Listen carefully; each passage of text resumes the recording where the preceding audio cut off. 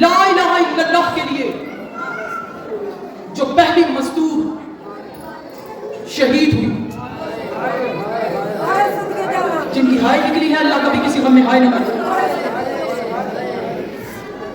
वो जनाब आसिया खातून।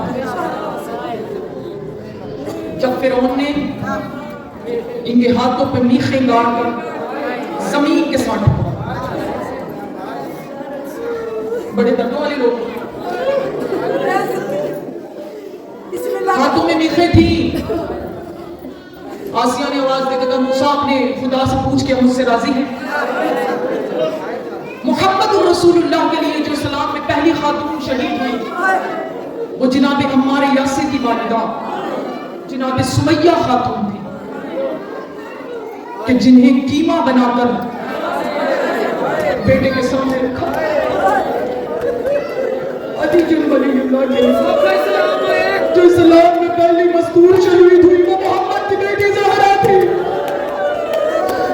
मैं हाथ जोड़ी उस सबसे मैंने पढ़ा है, इसलिए कहते हैं, और मैं हर मजलिस में वाजिब समझ कर जाता।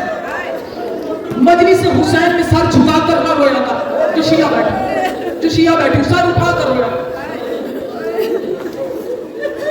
हुसैन को रोने से शक्लें नहीं बिगड़ती, मौत के वक्त वो चेहरा बिगड़ेगा नहीं जो इनको सर उठाकर रोए। क़यामत के दिन हर आंख रोएगी, वो आंख रोने से बच जाएगी जो दुनिया में गम हुसैन पे रोती है। कहा हमारे मसाइल में ऐसे रोया करो जैसे बूढ़ी मां जवान बेटे के लाशे पे रोती। अजरुकुम अल्लाह, अजरुकुम अल्लाह। क्या आपने कभी कोई 18 साल की ऐसी सहीफा देखी है जिसके सर के बाल सफेद हो चुके हैं? क्या सुन रहे हो आजादारों, क्या सुन रहे हो? जिसकी कमर छू गई हो और हाथों में ऐसा हो और वो रो रो के कह रही हो, बाबा सुम्मता इलैयल मसाइब।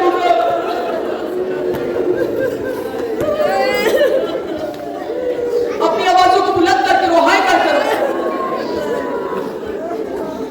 आजादारों, मदीने में एक सहीफा है जो 2 बच्चों के साथ चल रही है, जिसकी कमर झुक चुकी है और वो रो रो के कह रही है, बाबा सुम्मता इलैयल मसाइब। जिस मां के छोटे बच्चे हो, जो माए बैठी हो, वो रोकर बहन करके तारीफ करना, वो मां बच्चों के लिए जिंदा रहना चाहती है। अल्लाह जाने मोहम्मद की बेटी पर कैसे जुल्म हुए। बच्चे छोटे हैं और वो कहती है, बाबा मैं आपके पास आना चाहती हूँ, बाबा मैं जिंदा नहीं रहना चाहती।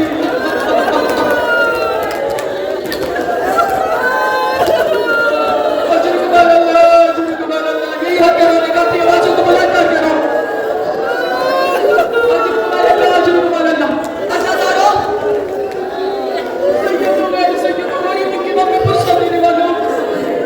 हमारी एक किताब है जिसका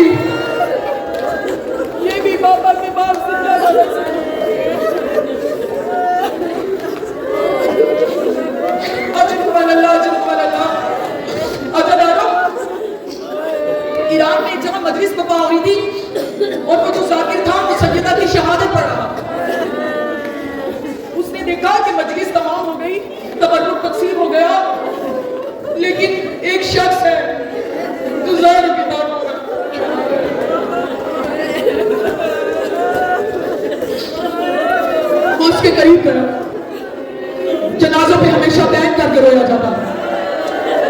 कोई घर ऐसा नहीं जहां मलकल मौत ना आया हो। क्या कभी किसी ने कहा है जनाजे में बैठने वाले को कि तू भी रो, तू भी रो, तू भी रो? नहीं। जिसका जनाजे वाले से जितना रिश्ता होता है वो उतनी ही बुलंद आवाज से गिरिया करे। जिसका ज़ारा से जितना रिश्ता है वो उतनी ही बुलंद आवाज से गिरिया करे। वो कि तो हाय सैयदा हाय मसरूबा, उसने आवाज में किताब बदमिज तमाम हो गई, तबरुक तकसीम हो गया, मातम हो गए, तो अभी तक क्यों रो रहा? आवाज में कहते हैं मैं हड्डियों का डॉक्टर हूं, मैं पसलियों का डॉक्टर हूं। मैं जानता हूं जब पसली टूट जाती है तो इंसान सांस नहीं ले सकता। अब मुझे पता चला है कि मोहम्मद की बेटी क्यों कहती थी बाबा तुम पता है नहीं बच्चा है बुआ।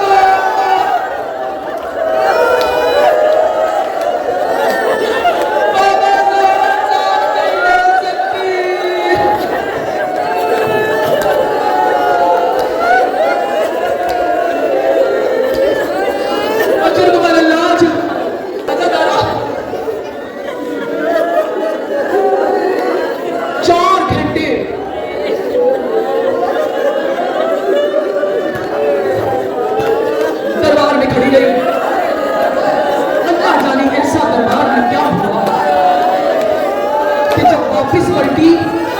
तो सर के बाल सफेद हो जाते हैं।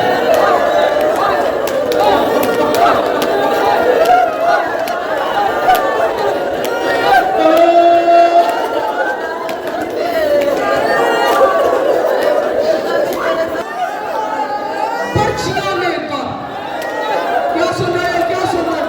मोहम्मद की बेटी के घर पर हमला करने लगा।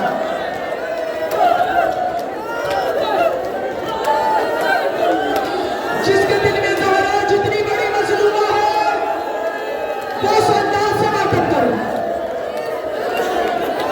आए तक की बात की आवाज आई, कौन हो? अली को बाहर भेजो। फातिमा की आवाज आई, मेरी जिंदगी में कहा ज़हरा अली को बाहर भेज वरना हम दरवाजे को आग लगा देंगे। कहा ज़ालिमा उस दरवाजे को आग लगाओगे जहां मेरे बाबा दिन में एक दफा नहीं 5 मरतबा सलामी दिया करते। बैठो बैठो, अभी मुझे पढ़ने दो मसाइल। अज़ादारो दरवाजे को आग लगी। मेरी तरफ देखो जो नजर आ रही, इधर दरवाजे को आग लगी, इधर पीछे मोहम्मद की बेटी थी। अज़ादारो इधर दरवाजा बतूल पे गिरा। तेरा छठा इमाम फरमाता है उस दरवाजे के अंदर लोहे की कील थे। अब मुझे जरा सुनकर बता, जब लोहा आग में जाता है तो लोहा गर्म हो जाता है। तेरा 12वां इमाम फरमाता है वो लोहे की कीलें मेरी दादी ज़हरा के पहलू में दाखिल हो गई।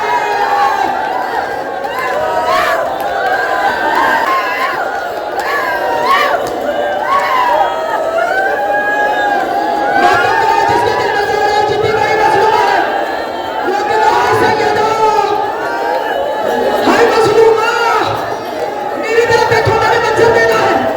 मेरी तरफ देखो, मैंने मंजर देना है। इधर दरवाजा बतूल पे गिरा। या बतूल की आवाज आई, खाली मेरी मछलियां टूट गई।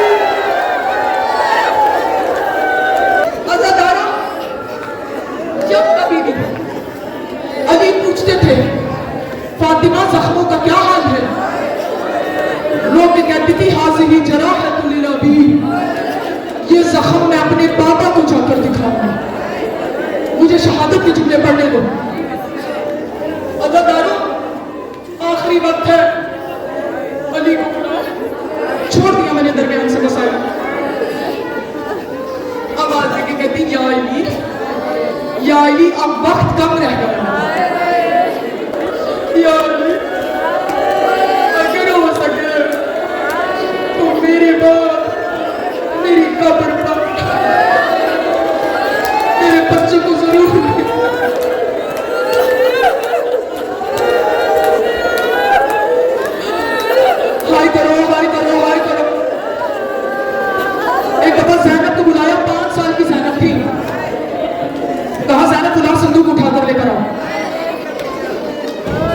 ज़ैनब संदूक उठाकर लेकर आई, संदूक खोला गया, उसमें से एक कफन निकाला, कहा ज़ैनब तेरे बाबा का दिल बड़ा जख्मी है, ये कफन जन्नत से आया हुआ लिबास है, ये कफन मेरे बाप अपने बाबा को दोगे।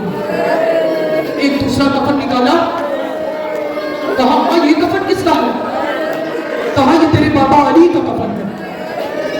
एक तीसरा कफन निकाला, कहा अम्मा ये किसका कफन है, कहा जब उम्मत हसन को जहर देगी मैं नहीं होगी ज़ैनब तू होगी, ये कफन हसन का कफन है, मेरी तरफ देखना। उसके बाद संदूक खाली हो गया। ज़ैनब आवाज देके कहती अम्मा मेरे हुसैन का कफन था, आवाज देके कहती तेरा हुसैन बेजोरों का कफन करबला हमारा जनाब लगाई गई, फिजा पानी दे रही थी, कभी न रोने वाला अली भाड़े मार कर रोया।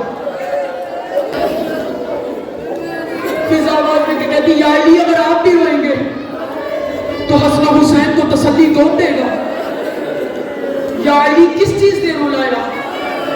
आवाज देकर कहते मैंने ज़हरा का हाथ पहलू से उठाना चाहा, नहीं उठा, मैंने थोड़ा जोर लगाया नहीं उठा, जब तीसरी मर्तबा जोर लगा के उठाना चाहा या लाशा तरफ उठा। आवाज देकर कहा या अली मेरी पसलियां टूटी हुई है। फिजा ज़हरा ने अपनी जिंदगी में मुझे नहीं बताया। अज़ादारो जनाजा तैयार हुआ, अली ने हसन को बुलाया, हसन आए, तेरे गिरिए की आवाजें बुलंद होगी तो मैं ताबूत को इशारा करूंगी। हसन आए, मां के जनाजे से लिपट कर रोने लगे। तारीख कहती है या अली ने आवाज देकर कहा आ मेरी बेटियों, आ ज़ैनब कुलसूम, जो अभी तक नहीं रही उनके लिए जो मैं कह रही हूं, मां के जनाजे से लिपट कर मां का आखिरी दीदार कर लो, मेरी तरफ देखना। बीबियां आगे बढ़ती हैं फिर पीछे हटती हैं।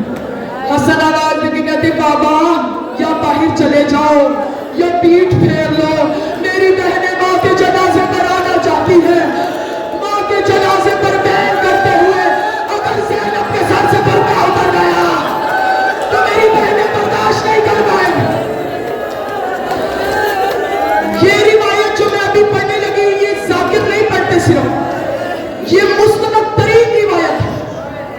हुसैन दूर बैठे रो रहे थे, अली आवाज देके कहते आ हुसैन मां का आखिरी दीदार कर ले। आवाज देके कहते बाबा बाबा, गले से पत्थर के थोड़ी होते बाबा, इमाम बनकर बुला